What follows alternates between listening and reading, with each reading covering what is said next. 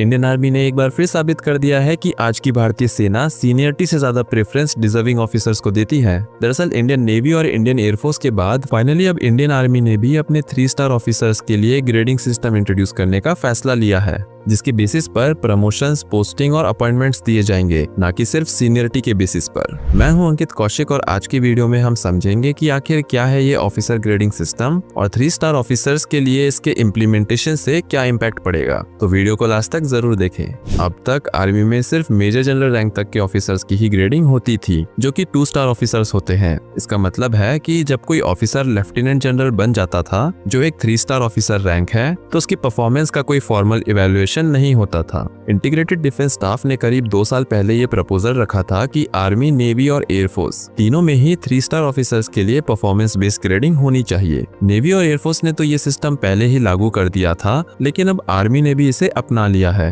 ये नया grading system 31 मार्च 2025 से लागू होगा और इसमें लेफ्टिनेंट जनरल्स को 1 से 9 के स्केल पर इवैल्यूएट किया जाएगा, लेकिन इसमें आर्मी कमांडर्स और vice chief of army staff include नहीं होंगे। हर रैंक के लिए अलग अलग क्वालिटी पैरामीटर सेट किए गए हैं और हर ऑफिसर को उन पैरामीटर्स पर ग्रेड किया जाता है, जो कि उनके एनुअल कॉन्फिडेंशियल रिपोर्ट यानी ACR में रिकॉर्ड होते हैं। ये ग्रेड्स प्रमोशन के लिए बहुत इंपॉर्टेंट होते हैं। पहले लेफ्टिनेंट जनरल बनने के बाद कोई ग्रेडिंग नहीं होती थी, लेकिन अब परफॉर्मेंस के बेसिस पर उनका इवैल्यूएशन होगा। इस ग्रेडिंग सिस्टम का मेन एम है मेरिट बेस्ड अपॉइंटमेंट को इंश्योर करना। इसका मतलब है कि जो ऑफिसर परफॉर्मेंस में अच्छे हैं, उन्हें ही इंपॉर्टेंट पोजीशंस जैसे कि कोर कमांडर्स और आर्मी कमांडर्स के लिए सिलेक्ट किया जाएगा। अब सिर्फ सीनियरिटी ही नहीं बल्कि परफॉर्मेंस भी मैटर करेगी। देखिए, इंडियन आर्मी में कर्नल के बाद के सभी प्रमोशंस सिलेक्शन के बेसिस पे होते हैं और जैसे जैसे रैंक ऊपर जाती है, सिलेक्शन रेशियो काफी कम हो जाता है, क्योंकि वैकेंसीज लिमिटेड हो जाती हैं और कंपटीशन काफी टफ हो जाता है। इंडियन आर्मी की हायरार्की के मुताबिक कर्नल के बाद जो रैंक आता है वो है ब्रिगेडियर, जिसे इंडियन नेवी में कमोडोर और इंडियन एयरफोर्स में एयर कमोडोर कहा जाता है। ये सभी 1 स्टार ऑफिसर्स होते हैं।